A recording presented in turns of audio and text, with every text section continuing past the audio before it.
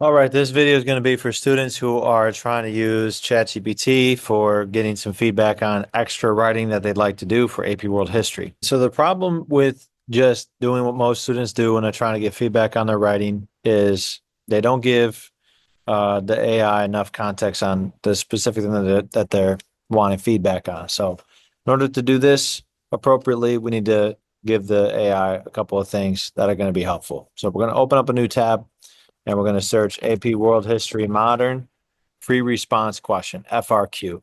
Okay, what we want to find is this page. This is the page where College Board has released all of their past free response questions from the different exams they've given. So with my students in class today, I recommended that if they want to do this, they do this with one of the 2023 sets. So let's say they wanted to work with set one. So we're going to click on this first. It's going to take us to a PDF. And this is a PDF that we're going to give to ChatGPT. But we don't want to give it everything in this PDF because it's a ton. We got the short answer questions here, but we also have the document-based question and the LEQ. So that's too much. It's going to distract the AI and make it less likely to give us helpful results. So we're going to go to print and we're going to save this as a PDF. Okay. And we're going to save just the pages where the SAQ is at. So you can see that's page 2, 3, and 4. And do pages 2 through 4.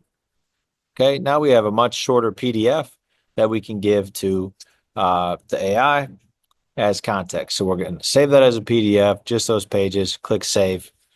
We'll call this SAQ prompts.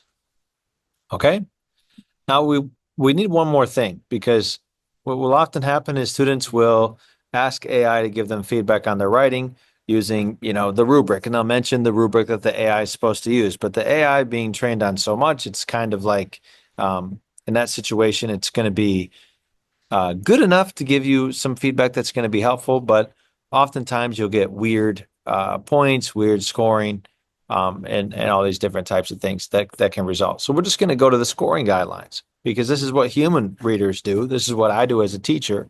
When I'm trying to give accurate results to students on their writing, I look at the College Board's released scoring guidelines. And this gives me a lot of information about the types of answers that work, types of things that the College Board was looking for. And, importantly, I'm not, as an experienced teacher, limited to just the things that are in these scoring guidelines, but these are the types of things that help me to understand what is point earning, what is not point earning. So we're going to give this to the AI as well. But same thing, we don't want to give it everything in here. It's going to be too distracting. So we're going to go to print, save as a PDF, custom pages. We want page 2 all the way up to that's short answer still, that's short answer, that's short answer. Okay, you see how I did that? I'm just looking through to make sure I'm only giving it the short answer question.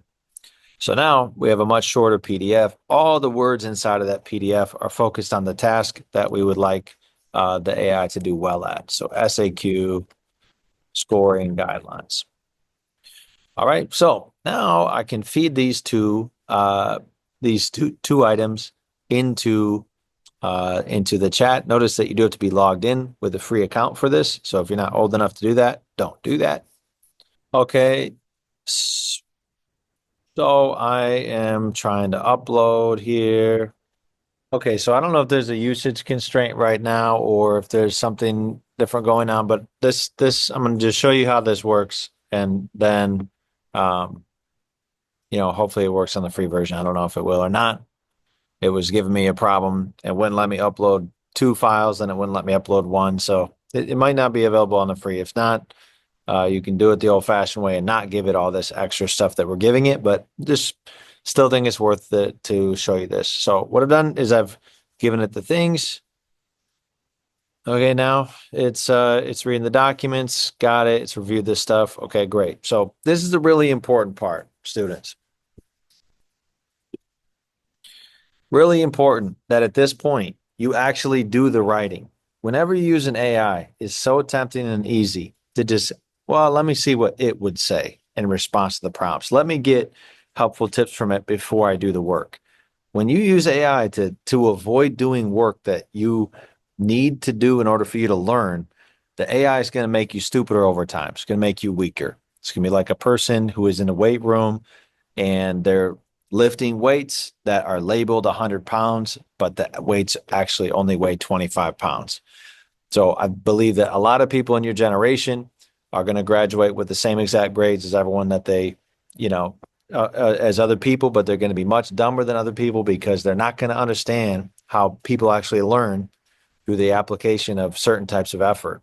And so they're going to end up being weakened because they'll be successful. So they'll be super sophisticated AI users, but you take the technology away, they'll be, relatively stupid compared to the person who does what I'm saying. And what I'm saying is right now that we've told AI what we're going to want it to do, now you need to actually do the writing with no aids whatsoever.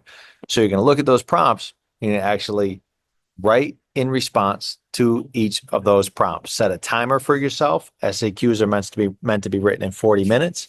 Don't cheat. The purer you make that practice experience where you're actually doing the work, the more likely it is you're going to be to benefit from the feedback that you get in response. So I'm going to go ahead and recommend that you guys do that right now. And then when you have something written, now you can come back into your AI and you can feed your work into it and you can see the feedback that it gives you as a result.